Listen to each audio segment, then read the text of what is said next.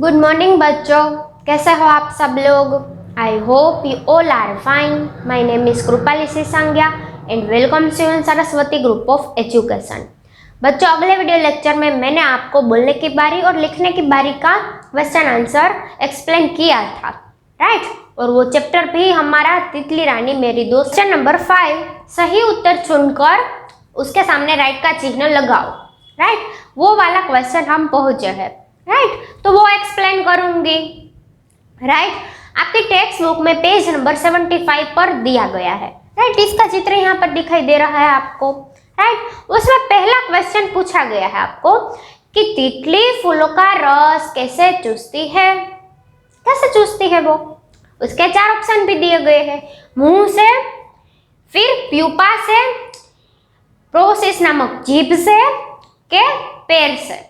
Yes, तो आपको पता चल गया कि प्रोसेस नाम की जो उसके जीभ है उसे वो रस चूसती है, राइट। तो पहले क्वेश्चन में उसका आंसर आएगा ख, राइट। फिर दूसरा क्वेश्चन पूछा गया है कि कैटरपिलर कैसे बड़ा होता है, किस प्रकार वो बड़ा होता है।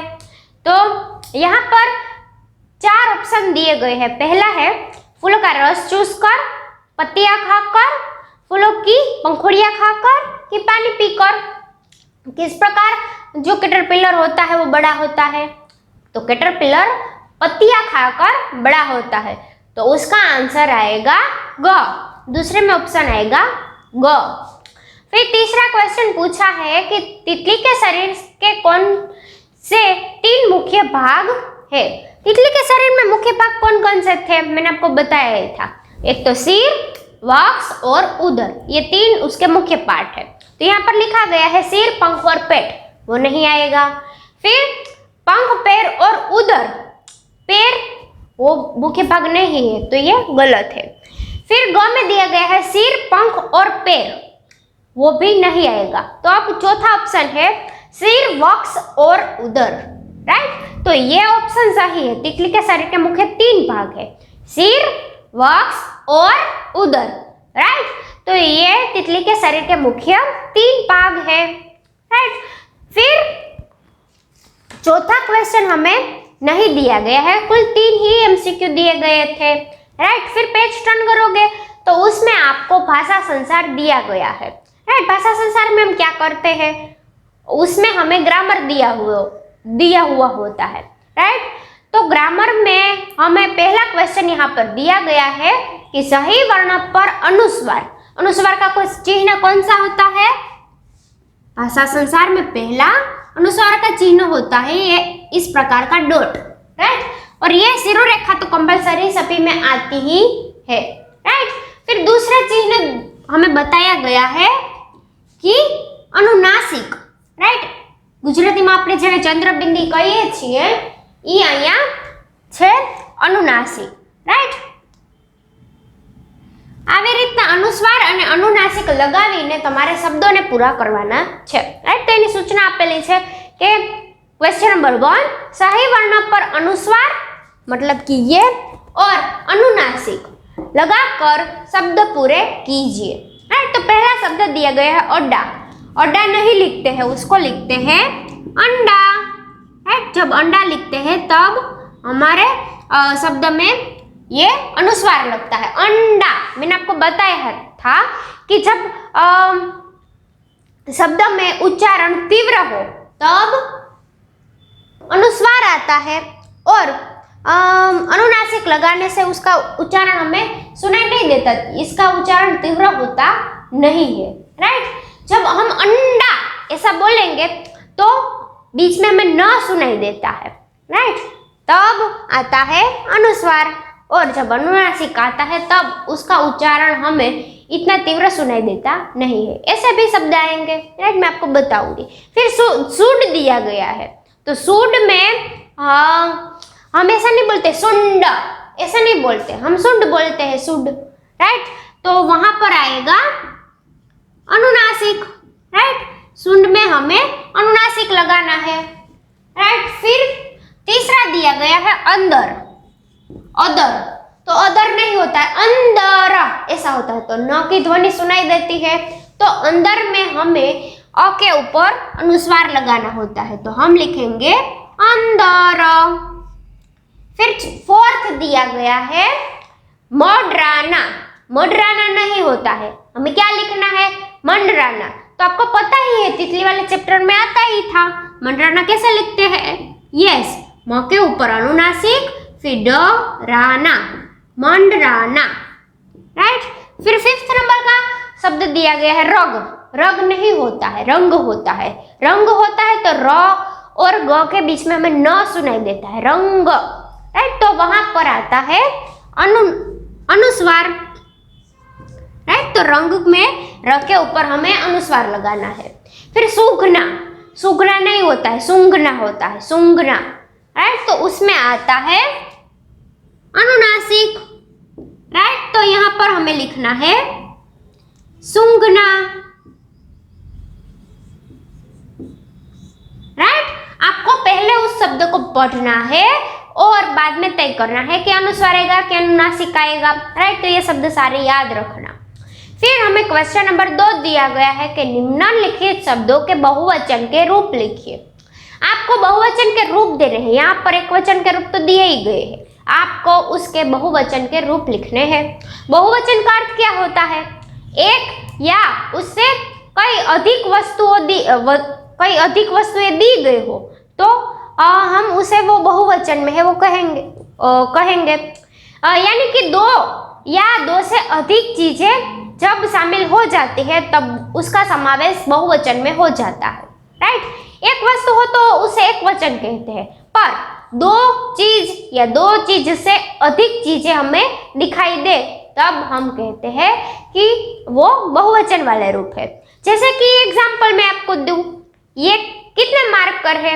एक, राइट। तो ये मार्कर एक ही है तो हम कहेंगे कि ये मार्कर है, इसलिए ये एक वचन है। पर यहाँ पर मैं आपको 2-3 मार्कर दिखा दूं तो वो कैसे हो जाएंगे?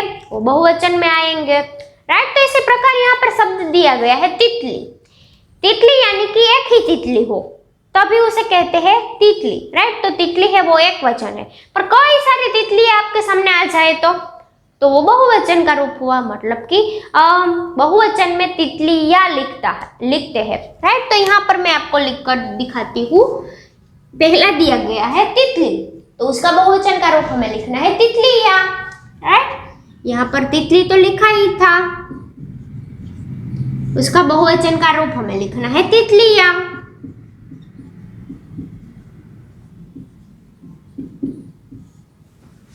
राइट। बच्चों इस शब्द में आपको कुछ नया लगा? यस, ये ल है वो तो दीर्घ ई वाला दिया गया है, पर जब हमने उसका बहुवचन किया तो वो ह्रस्व ई हो गया। तो आपको ये बात नहीं लगी? क्योंकि ये उसका रूल है। जब हम ग्रामर सीखते हैं तब उसमें कई सारे नियम होते हैं। तो बहुवचन में भी एक नियम दिया गया है कि जब कोई शब्द में दीर्घ ई यानी कि बड़ा ई हो पर ये एक वचन में बड़ा ई पर उसका हम बहुवचन करते हैं तब वो छोटा ई यानी कि ह्रस्व ई हो जाएगा, राइट। एक वचन में આવી રીતે રહીએ,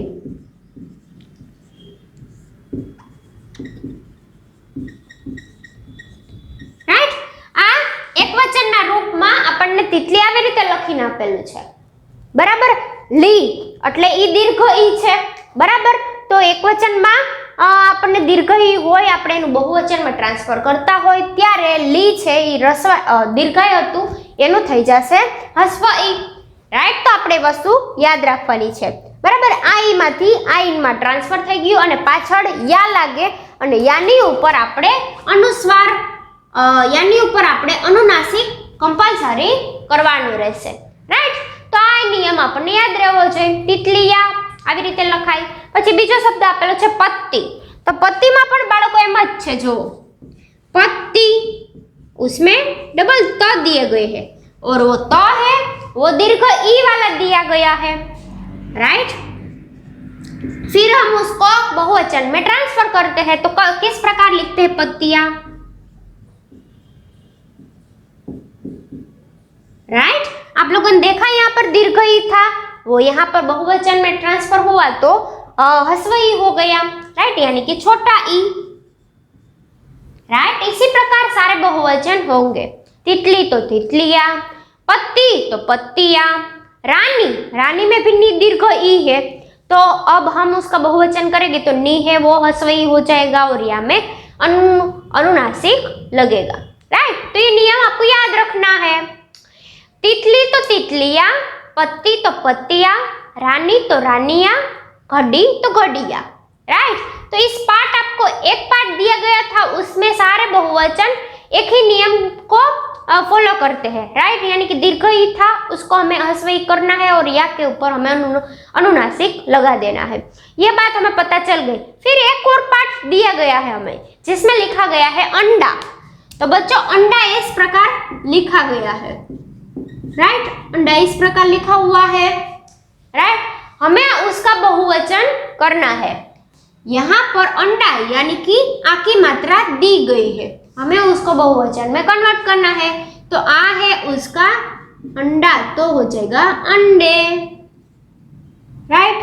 तो ये ए आ गया, राइट। अंडा तो अंडे, पौधा तो पौधे।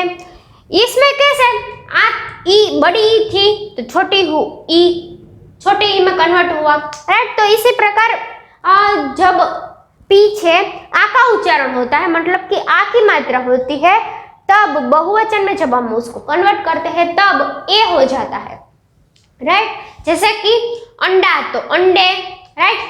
एक ईंडू હોય તો એક વચનમાં કહેવાય, પણ જાજા બધા ઈંડાઓ હોય તો એમ કહેવાય કે અંડે, રાઈટ। આપણે ગુજરાતીમાં એને કહીએ કે ઈંડાઓ, રાઈટ, પણ हिंदीમાં આપણે એમ કહીએ કે अंडे, अंडा तो अंडे।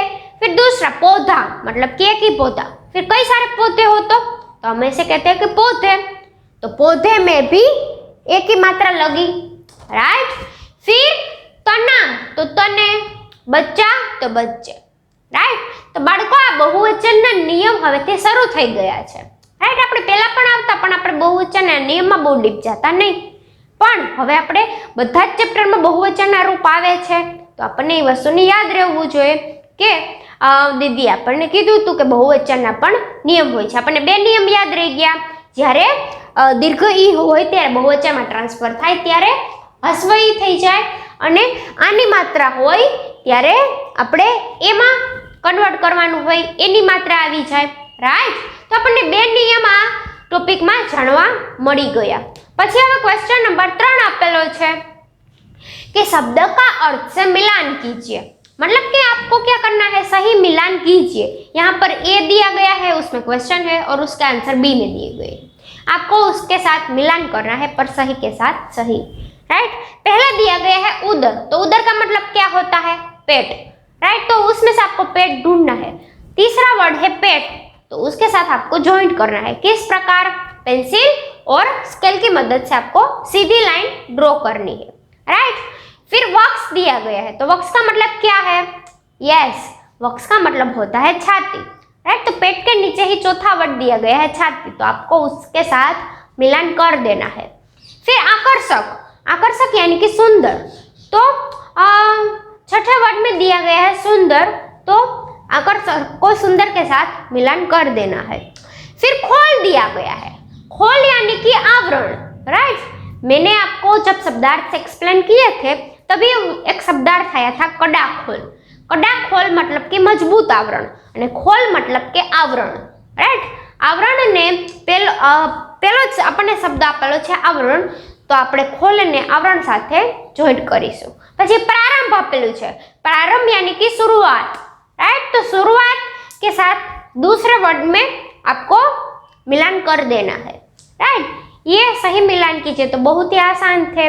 पर इसमें देखो बच्चों, सारे वर्ड्स के समानार्थी शब्द आपको दिए गए हैं। उदर यानी कि पेट, वक्स यानी कि छाती, तो ये सारे समानार्थी शब्द भी हो सकते हैं, राइट। तो एग्जाम में आपको पूछा जाए कि इन शब्दों के समानार्थी शब्द लिखिए, तो आप यहाँ पे ढूंढने जाओगे तो समानार्थी शब्द ऐसा कोई हेडिंग नहीं दिखाई देगा आपको। यहाँ पे आपको सही मिलान कीजिए, उसमें ही समानार्थी शब्द दिए गए हैं, राइट। तो ये आपको याद रखना है।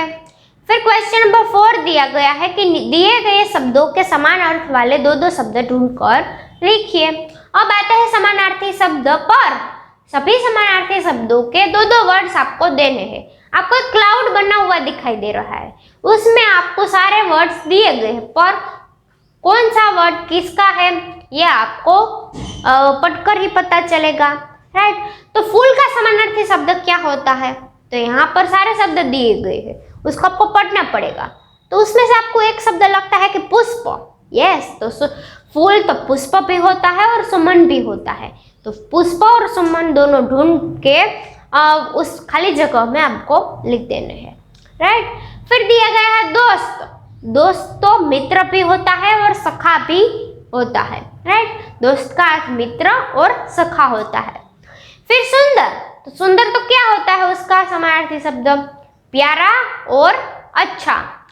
फिर पत्ता, पत्ता तो पर्ण और पान, राइट। फिर क्वेश्चन नंबर 5 दिया गया है, आइए तत्सम तद्भव शब्द पढ़े। आप सोच रहे होंगे कि ये तत्सम और तद्भव शब्द कहाँ से आए, ये कौन सी चीज है।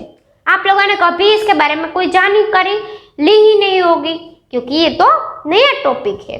तो बच्चों तत्सम शब्द होय એને શું કહેવાય ને તદ્ભવ હોય એને શું કહેવાય, તો જે સંસ્કૃતમાંથી ઉતરી આવેલા શબ્દો હોય એને કહેવાય તદ્ભવ શબ્દ કહેવાય, રાઈટ। તદ્ભવ શબ્દ કોને કહેવાય કે જે સંસ્કૃતમાંથી ઉતરી આવેલા હોય, અને જે તત્સમ શબ્દ હોય એ આપણા હિન્દીના જ શબ્દો હોય, રાઈટ। એટલે સંસ્કૃતમાંથી કોઈ શબ્દ ઉતરીને આવેલો હોય એને કહેવાય તદ્ભવ શબ્દ, અને જે સામે આપણને હિન્દીનો શબ્દ આપેલો જ છે, રાઈટ, એ તો આપણા હિન્દીના જ શબ્દ છે। પક્ષ, પહેલા સંસ્કૃતમાં એને શું કહેવાતું હતું, પક્ષ, પછી હિન્દી શબ્દ થઈ ગયો એનો પંખ। પછી પાદ, પાદ એક સંસ્કૃત શબ્દ છે બાળકો, રાઈટ। તો પેર છે એ આપણો હિન્દીનો શબ્દ છે, રાઈટ। તો પહેલા આપણને તદ્ભવ શબ્દ આપેલા છે ને પછી આપણને તત્સમ શબ્દ આપેલા છે, રાઈટ। તો એ શબ્દ આપણે યાદ રાખવાના છે। પછી શીશ, તો સંસ્કૃતમાં શીર કહેવાય, શીશ કહેવાતું હતું, પણ હવે હિન્દીમાં આપણે એને શીર કહીએ છીએ। પત્ર, તો પત્તા, પેલા પાંદડાને સંસ્કૃતમાં પાંદડાને પત્ર કહેવાય છે, અને આપણે हिंदीમાં એને पत्ता कहिए છીએ, राइट। फिर मित्र दिया गया है। मित्र ये तो संस्कृत शब्द है, मित ये हिंदी शब्द है, राइट। मित्र मतलब के दोस्त, सखा। पुष्प ये संस्कृत शब्द है और उसका हिंदी शब्द दिया गया है फूल, राइट। फिर मुख ये भी संस्कृत शब्द है, पर उसका हिंदी शब्द क्या है, मुख का अर्थ होता है मुंह। फिर तीव्र, तो तीव्र का मतलब क्या होता है, तेज, राइट। तीव्र का मतलब होता है तेज। तो यहाँ पर तत्सम और तद्भव शब्द दिए गए हैं। तद्भव यानी कि संस्कृत में से जो शब्द उतर कर आए हो, वहां पर से लिए गए हो, उसे कहते हैं तद्भव शब्द। और ये तत्सम मतलब कि वो हमारे हिंदी के ही यहाँ पर शब्द हमने देख लिए, राइट। कोई शब्द किसी और दूसरी भाषा में से लिए गए होते हैं, उसको हमें पढ़ना है, राइट। सिर्फ पढ़ना ही, हमें यहाँ पर कुछ और करना नहीं है, राइट। ये एक जानकारी थी, सिर्फ हमें पढ़नी ही थी। फिर पेज नंबर 77 दिया गया है कि सतरंगी रचनात्मक गतिविधियां। यहाँ पर आपको क्वेश्चन नंबर 1 दिया गया है कि नाम लिखिए। तितली कीट वर्ग का जीव है, अन्य कीट वर्ग के जीवों के नाम लिखिए। उसमें आपको 2 एग्जाम्पल दिए गए हैं, एक तितली और एक मकड़ी, ये दोनों कीट वर्ग के जीव है। दूसरे 4 कीट वर्ग के जीव के नाम आपको कहीं से फाइंड आउट करने हैं और इस एक्टिविटी में लिखने हैं, राइट। पीडीएफ में इसका आंसर नहीं लिखा होगा क्योंकि ये एक्टिविटी है, आपको खुद ही फाइंड करनी होगी नेट में से, राइट। और आपको गूगल में से फाइंड आउट करना है कि कीट वर्ग के जीव के नाम, राइट। तो आपको कई सारे कीट वर्ग के जीव मिल जाएंगे, उसमें से 4 कीट वर्ग के जीव के नाम आपको लिखने हैं और यहाँ पर क्वेश्चन नंबर 1 कंप्लीट करना है। फिर क्वेश्चन नंबर 2 दिया गया है कि रंग भरकर चित्र का वर्णन अपने शब्दों में कीजिए। यहाँ पर आपको एक मोर का चित्र दिया गया है और एक रेनबो भी है, बारिश भी आ रही है, बादल भी दिए गए हैं, राइट। एक तितली भी दी गई है। आपको इस चित्र में कलर करना है, राइट। और उस पूरे चित्र का वर्णन नीचे जो ब्लैंक प्लेस दी गई है उसमें आपको अपने शब्दों में करना है, राइट। कि एक बगीचे का चित्र है, उसमें एक मोर है, वो नृत्य कर रहा है, आकाश में एक रेनबो भी दिखाई दे रहा है, बादल में से बहुत जोरों से बारिश भी आ रही है, राइट। तो ऐसे 5 वाक्य आपको लिखने पड़ेंगे। ये भी आपकी एक्टिविटी का ही एक पार्ट है बच्चों, राइट। इसलिए मैंने आपको पीडीएफ में नहीं भेजा है, आपको अपने सही लिखना होगा, राइट। तो यहाँ पर हमारा चैप्टर नंबर 11 कंप्लीट होता है, राइट। अब मैं आपको अगले वीडियो लेक्चर में इसकी अभ्यास पुस्तिका को कंप्लीट करवाऊंगी, राइट। तब तक के लिए बाय बाय।